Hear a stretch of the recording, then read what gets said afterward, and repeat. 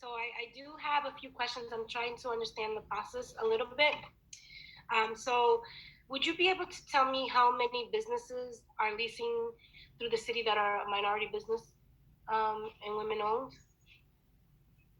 I don't have that number off the top of my head. I know we have many, but that's a number we could try to research and get back to you on for sure. That would be helpful because I'm just curious in terms of the type of support that we're offering some of our most vulnerable businesses. Can you help describe the application process for getting a lease with the city? And the reason why I ask is it available? Is the information available in other languages? Yeah, so I think it depends. That's a great question. So the original process to get a lease, it really depends on the building, and many of these leases have been around for 30 years, right? Some are brand new. We struck a few months ago. Some of them at the same time have been there for 30 years. In general, there are probably two paths to getting a lease. One is for a ground lease of an entire building. We will put out a request for proposals. There's a whole, usually leading up to that, if it's a building we currently own, or space we currently own, like in Nubian Square, we have a planning process around what we want to see the future of that property look like. That is obviously translation and services and multiple languages lead to that in that planning process. That eventually culminates in a request for proposals. The proposals are brought back. We evaluate all the different proposals with the selection committee. We do that in a consultation with community members, or even led by community members in some cases, depending on where the property is, and then we enter into a lease. So in that case, I think in current conditions, yes, there's a lot of translation services available. In a sort of office, if we're leasing one of our direct lease buildings, we're generally going out to the market, putting it on in real estate listing services. I think we can always try to improve on our ability to reach out and find great tenants that are local businesses, that are women-owned, minority-owned. I think in some cases that's translated, but I think we could probably do more of that. Yeah, thank you for that. And I'm curious, I'm going to talk specifically about the Bruce Bowling building. That's a building that I spent a lot of time in, and I have seen the rotation of businesses that have come in and out, and I'm going to, some of it is just probably the slow business, and I'm just wondering how much of it is the fees in terms of how much they have to pay to occupy that space.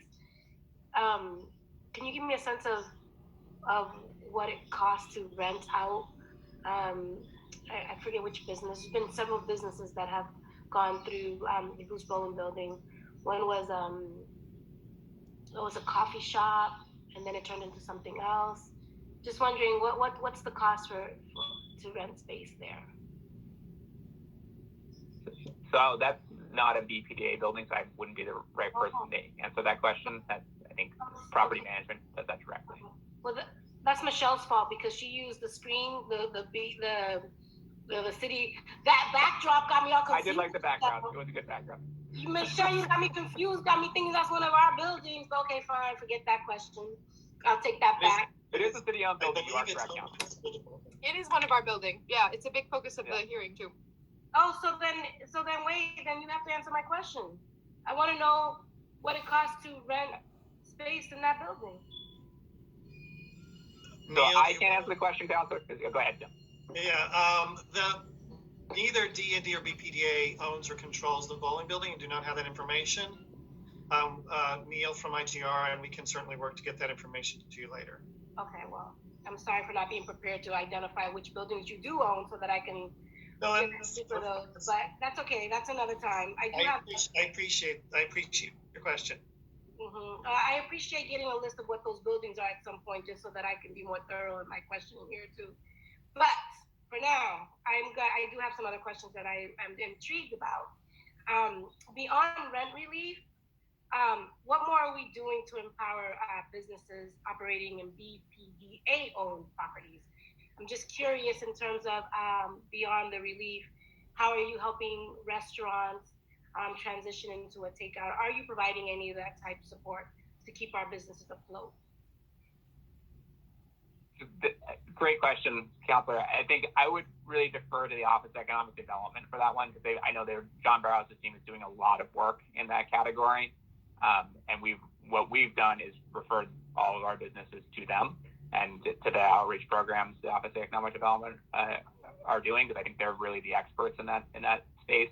We're trying to be a really good landlord and get them access to resources, but we're not necessarily the best, most equipped to create a new small business technical assistance program, because that's what Office of Economic Development has expertise in.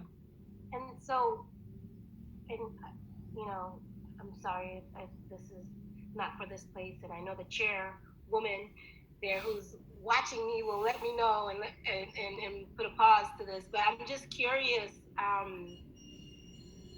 You know, when I think about what's happening in COVID-19, I really want to have a discussion beyond COVID-19 and what are we putting in place to support small businesses to thrive beyond this situation. And so there are a lot of small businesses in the city of Boston that don't have, you know, QuickBooks or, you know, all of these big tools and access to these materials to be able to apply for some of the funding resources that are available. And I'm just curious as to whether or not you all are in a position to not so much to help support these organizations in terms of technical assistance, but be able to waive or give them a reduced rent after the June period is over, so that they have some time to recover. So I really agree with you on that. It's great question. I think, I guess, putting COVID-19 aside for a moment, I think we're really proud of the tenants that we have. We have some great small businesses. We have great educational institutions that are our partners. We have plenty of leases that are drastically below what the market value is for space, because we want to have great nonprofits thriving in our city. We want to have great small local women and minority-owned businesses succeeding.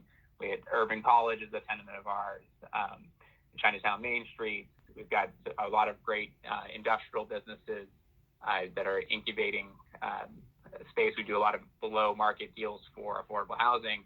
So I think in concept, we're really excited to use our real estate to make Boston a better place and to do great community development.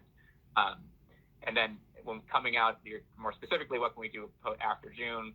Well, right now our application form is for April, May, and June. Just want to get back to people quickly, and we know what our budget looks like for the remainder of this year. And then as Councilor Bach brought up, we are reliant on our revenue from our real estate to keep the BPDA in operation. We receive no tax dollars, as the council knows well. So we have to be financially stable. So what we can do beyond June, I think, really depends on what the economic picture looks like. And I don't think anyone has that answer yet, but we will remain very committed to our tenants.